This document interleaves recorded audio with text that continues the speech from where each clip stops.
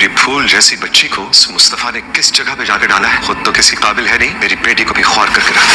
हालात चाहे जैसे भी हो, मैं तुम्हें छोड़ के नहीं जाना चाहती। तो तुम्हारी जिद की वजह से मैं क्यों जलील हो रहा हूँ यार? जिसको देखो सर उठा के मुझे जलील कर देता है। मुझे बार बार क्यों कहते हो कि अम्मी पापा के घर चली जाओ? मुझे खुद से दूर करना चाहते हो तो ये कह दो कि आपको भी अम्मी भाई और भाभी की तरह लगता है कि मुस्तफा चोरी कर सकता है। पहले मुस्तफ़ा के घर वाले उस पर ट्रस्ट नहीं करते थे और उसके पीछे पड़े हुए थे। इतना ज़्यादा बेचारे की इंसल्ट होती थी, कुछ करने की भी कोशिश करता था तो उसके ऊपर भी उसको सलवातें सुनाई जाती थी। अगर वो घर से निकल ही आया है और शर्जीना को खुश करने की हर सर तोड़ कोशिश कर रहा है और शर्जीना भी उसके साथ बहुत ज़्यादा खुश है, तो अब शर्जीना का बाप विलन बन के सामने आ गया है।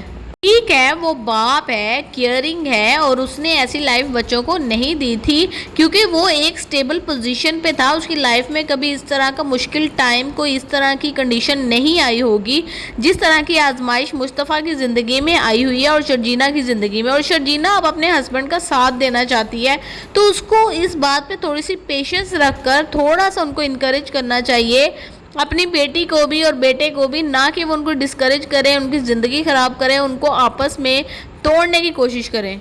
जाहिर सी बात है वो बातें सुनाकर जाएगा। तो मुस्तफ़ा ने शर्जीना को कहा, भाई अगर तुम्हारे बाप को इतना ही ज़्यादा मसला है तो तुम अपने घर चले जाओ, क्यों ज़िद पे अड़ी हुई हो, क्यों मेरे साथ रहने की ज़िद करती रहती हो?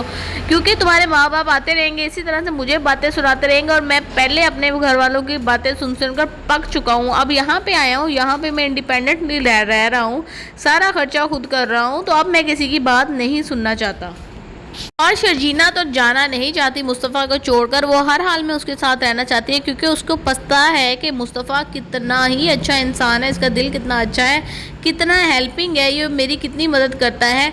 लेकिन ज़ाहिर है उसकी माँ कहती रहेगी तो फिर उसको अपने घर वापस जाना ही पड़ेगा। इस तरह से इन दोनों के बीच में अलहदगी हो जाएगी और दोनों सेपरेट रहकर अपनी ज़िंदगियाँ गुजारेंगे। मुस्तफ़ा ऐसा भी हो सकता है कि दोबारा से उसी किस्म के ख्याल में चला जाए जिस किस्म के ख्याल में वो शादी से पहले था। थोड़ा सा शर्जीना के साथ वो फ्रैंक हुआ था, उसके साथ उसने बताना शुरू किया था, उसको अपना समझना शुरू किया था, लेकिन वो भी अब अपने घर चली गई है तो वो दोबारा से तन्हाई का शिकार हो सकता है।